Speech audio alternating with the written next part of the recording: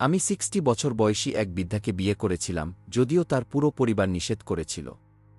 কিন্তু বিয়ের রাতে যখন আমি তার ঘরে ঢুকলাম, এক আশ্চর্যজনক রহস্য উন্মোচিত হল। তার নাম কবিতা রাও। মুম্বাইয়ের এক সময়ের দাপুটে ব্যবসায়ী। গুরুগ্রামের এক অনুষ্ঠানে আমাদের দেখা হয় এবং আমি তার ব্যক্তিত্বে মুগ্ধ হয়ে যাই। 3 মাস পর, এক বৃষ্টির রাতে আমি তাকে প্রস্তাব দিলাম। আমি জানতাম না আমি তার প্রেমে পড়েছি নাকি তার একাকিত্ব আমাকে টেনেছে। আমার পরিবার এই বিয়ে মেনে নেয়নি। বাবা বললেন আমি পরিবারকে অসম্মান করছি, কিন্তু আমি পরোয়া করিনি। আমি ঘর ছেড়ে বেরিয়ে আসি। বিয়ের রাতে কবিতা আমাকে 200 কোটি টাকার সম্পত্তি আর একটি রোলস রয়েসের চাবি ধরিয়ে দিলেন। আমি হতবাক হয়ে গেলাম। কবিতা বললেন, আমি তোমাকে ভালোবাসার জন্য বিয়ে করিনি অর্জুন, আমার একজন উত্তরাধিকারী প্রয়োজন। আমার রক্ত হিম হয়ে গেল।